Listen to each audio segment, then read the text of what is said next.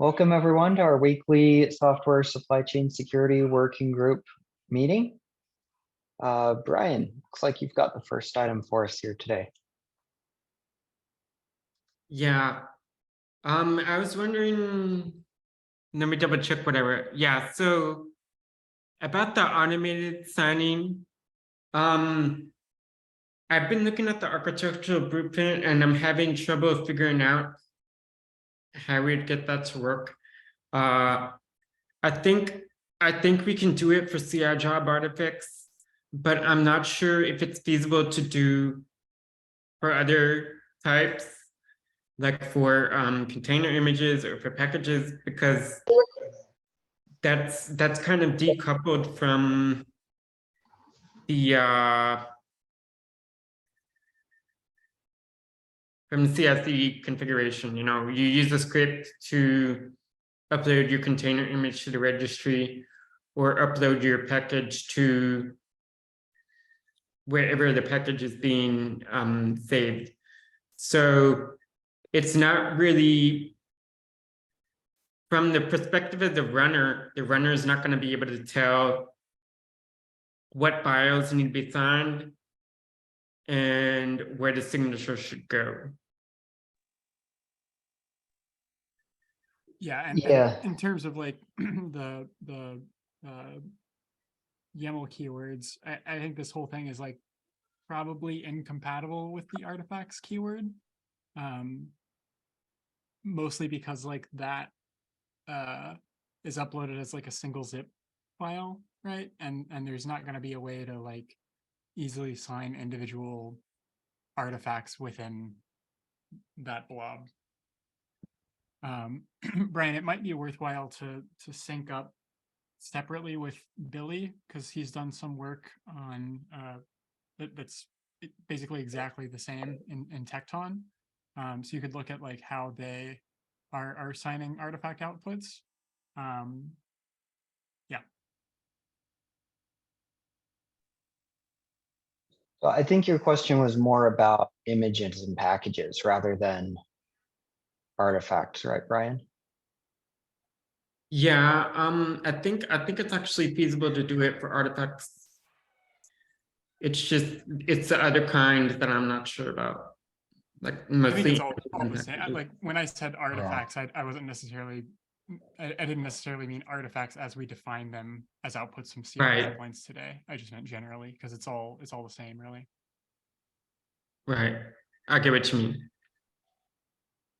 Yeah, so I guess my question, I would like to try to push the boundaries of what we can do here. I think there's, I don't know what I don't know, but I imagine that maybe there are some creative ways where we could automatically sign 99% of the cases, or at least find a solution that would work for the most common scenarios.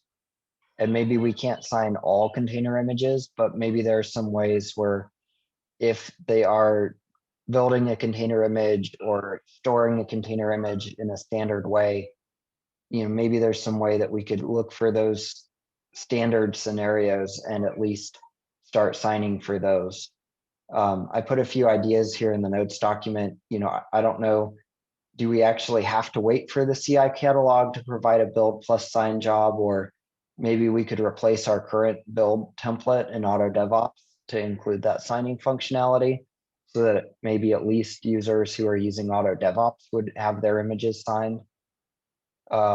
Another idea that I have is just if we could watch the script. I don't know if there's a way to monitor what Linux commands are being run in a job, but if we could monitor for a Docker build command, and then we could trigger off of that and sign the resulting output anytime we see a Docker build command, that might be another option.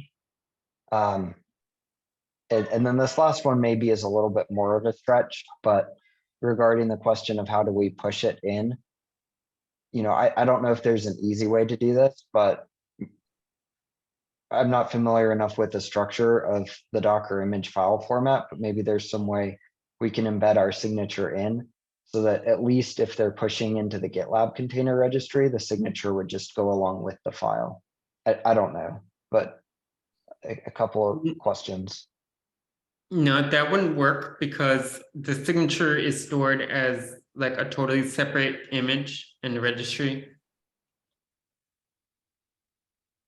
But if we do, no, never mind.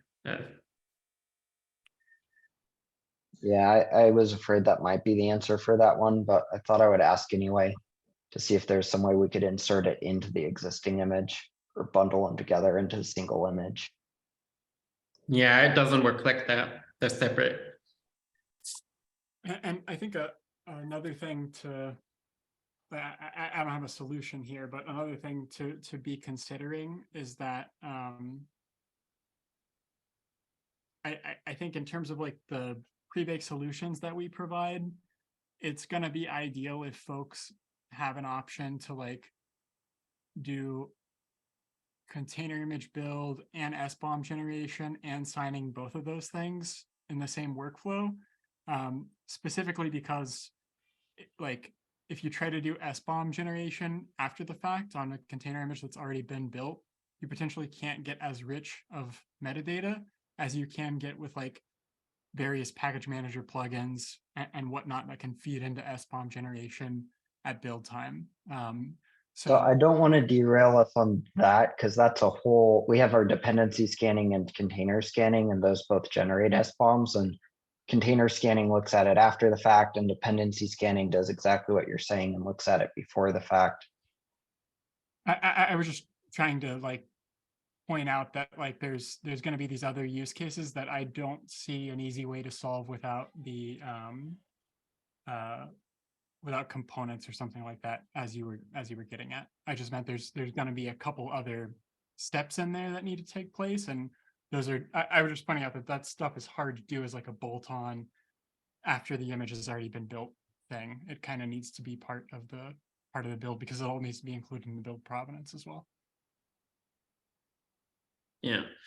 Okay, so the next thing I had related to that was I think we should probably prioritize assuming that I think we should probably prioritize based off of what you can already do with GitLab today. So it's already possible to, you know, run cosine and CI/CD and use that to sign images.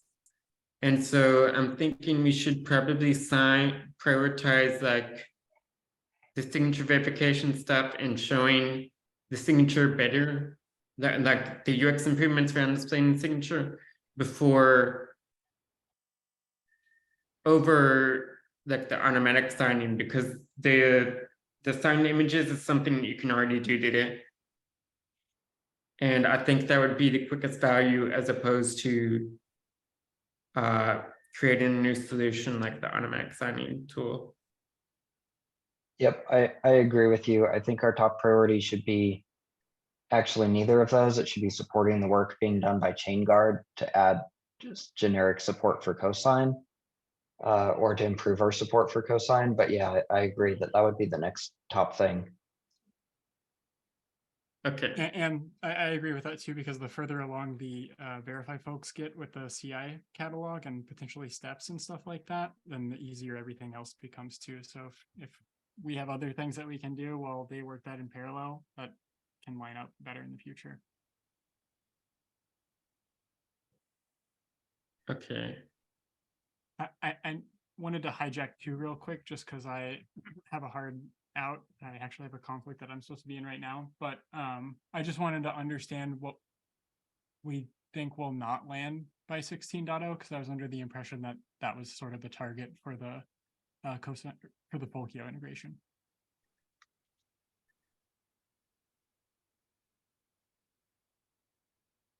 So I don't think we've scoped anything for any sort of milestone at all yet. We haven't made any commitments with milestones. So I'm not sure where you got that for 16.0. What are you thinking is in scope for 16.0 with regards to the Folkio integration, like the automatic build signing? No, the claims that need to be added to the JDTs and then incorporated into the Folkio specs, which is I think what Ali was working on. Yeah, I think that stuff is probably going to be done in 16.0. I'm also still running down with Dov and Jackie, like what our options are for doing the issuer, like having a separate issuer for CI tokens. I still don't have like a good answer there, but I'm hoping that we can like announce it as a breaking change for 16.0, even if it like ends up being in another milestone. I'm trying to see if that's something that Jackie would be open to doing.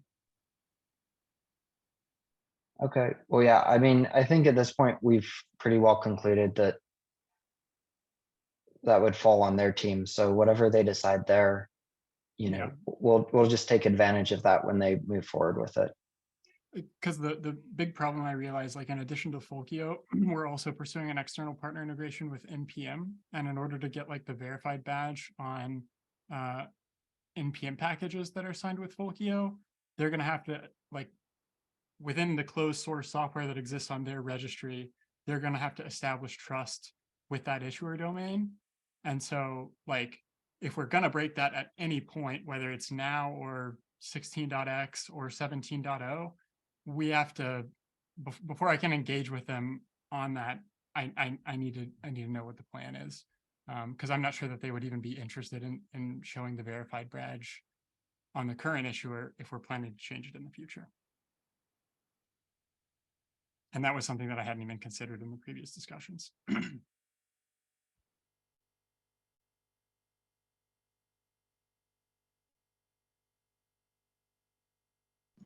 Quick question for the 16.0 release. What would be the timeline for that? If we get the full seal claims in, like when would that go live on GitLab.com? Oh yeah, great question. So our release dates are when we do the cut for our self-managed users. So technically 16.0 ships to users on May 22nd.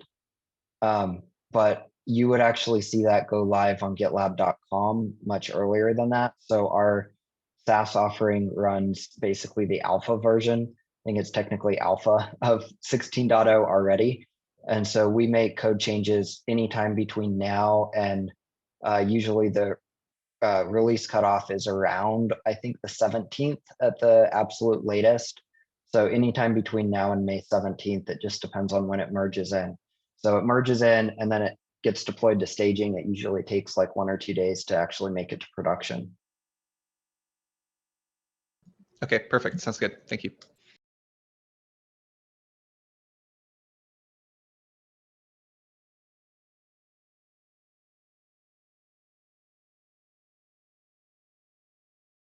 I was typing out and missed that. Did you basically tell them like the TLDR is the 22nd of next month?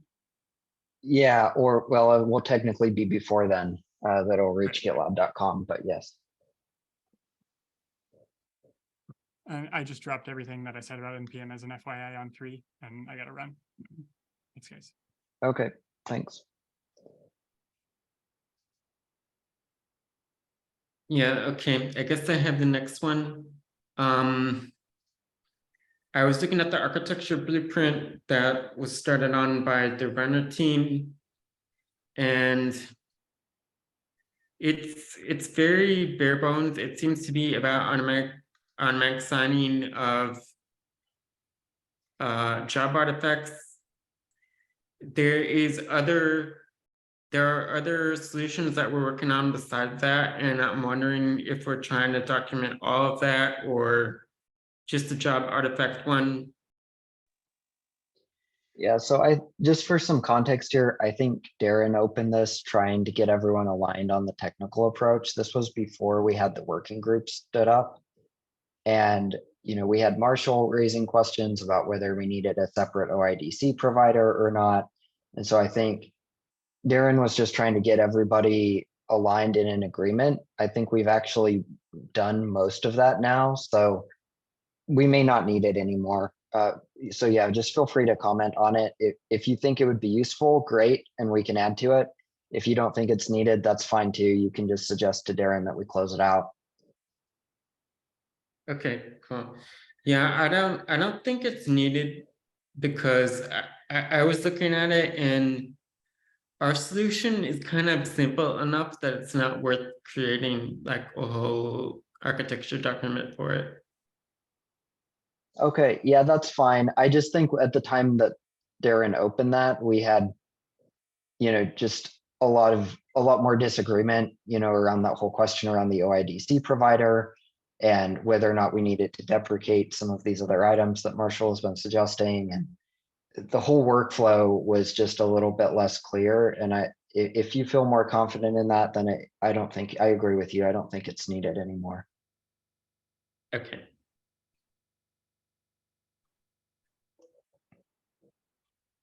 All right, I can read a couple of these for Nathan, who's not on the call.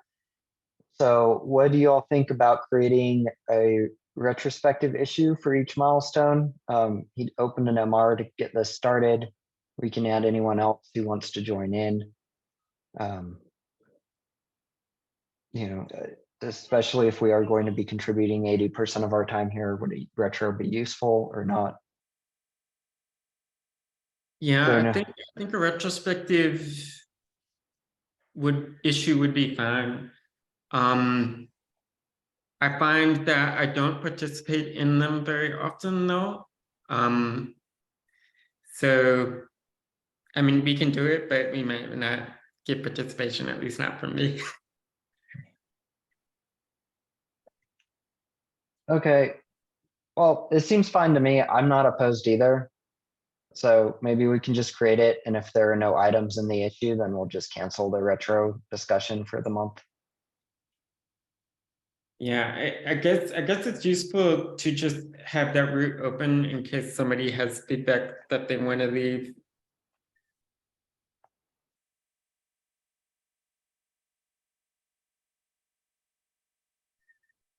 Yeah, that works for me. Okay, and then the next item from Nathan is everyone using the working group SSCS label on issues and MRs. I'm looking at dashboards using this label.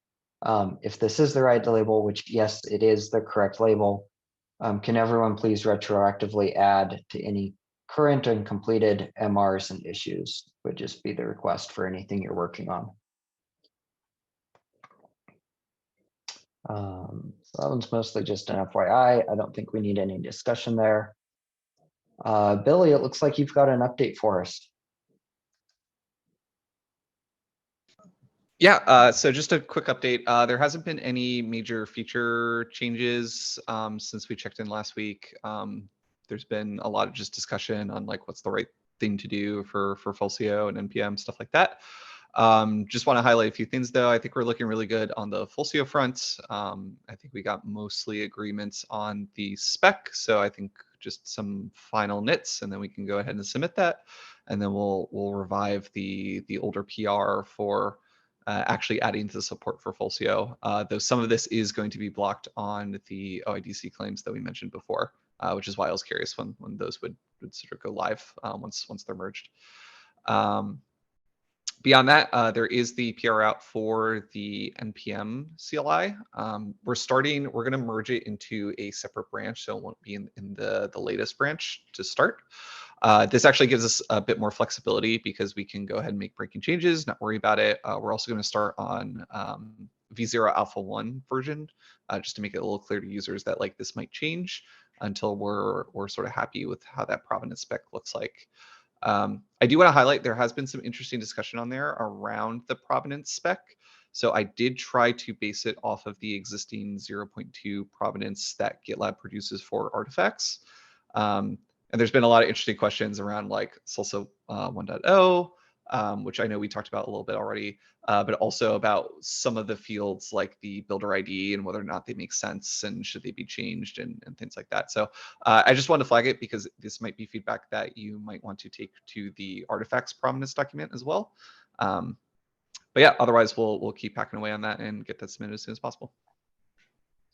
Okay, yeah, thanks for that. So eventually we are going to want to make some changes to that attestation. How can we best coordinate those changes with you? Is that going to be a breaking change? Do we need to make those changes now? It really depends on your timeline. One of the things to note is that even though we're basing it off of the existing provenance, it is technically its own type URL, like type URI. So there's no requirement that they need to stay in sync. So it's totally fine if, like, you know, you update one, then update the other, and those sort of happen asynchronously. That's sort of up to you. Okay. Yeah, that's good to know. I don't know what the scope is of your involvement here. But if you do have changes that you feel like would be useful to make in our attestation, it would be great to have those changes made. Like, that's on our list of things to do anyway. It's just timing wise and priority wise, it's kind of a lower priority because we want to have the signing in place. But if you were interested in updating our attestation, I think we would welcome that as well. And I could help point you at the right code of where that's being generated to. Or even if you don't want to write code and you just want to file an issue and suggest changes, that's okay too. Yeah, that Yeah, would if also work. yeah, if you want to point me like where the right place to file issues, I'm more than happy to start there.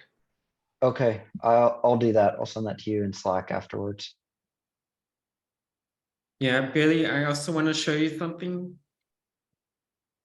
So you were wondering about when the RDC changes would be on .com. You can actually look at merge requests and see if they're on GitLab.com or not. So like here's one. There's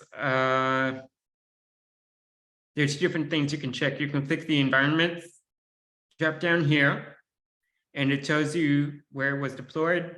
So if it was deployed to gprod, then that means the merge request is on GitLab.com.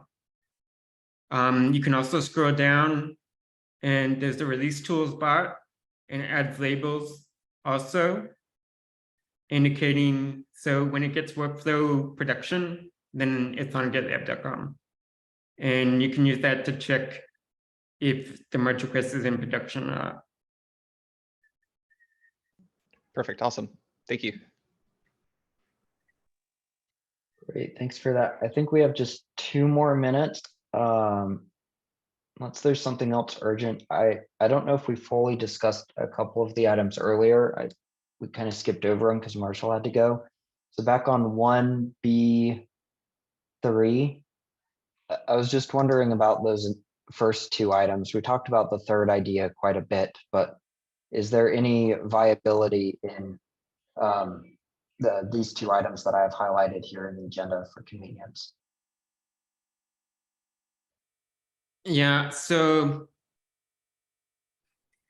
that is an idea I was thinking of, like with the Docker build. I don't think we can watch what commands are being run inside inside the CI job. That would be too complex, and it's very easy to hide them like through a script.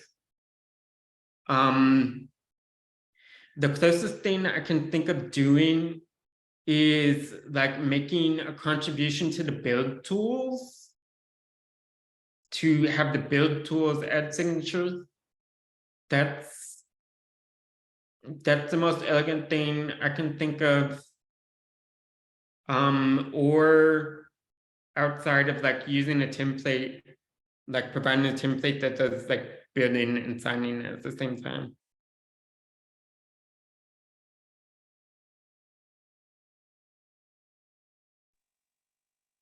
Got it. Okay, so if we did either build tools or the template, that would give anyone who's using auto DevOps or auto build job signing capabilities. And then anyone who's creating a custom build job, they would have to do the signing themselves, correct? For images. Yeah, well, when I mentioned build tools, I was thinking like we actually make a contribution to Docker so that when somebody does Docker build, then Docker does a signing step after the build step. Or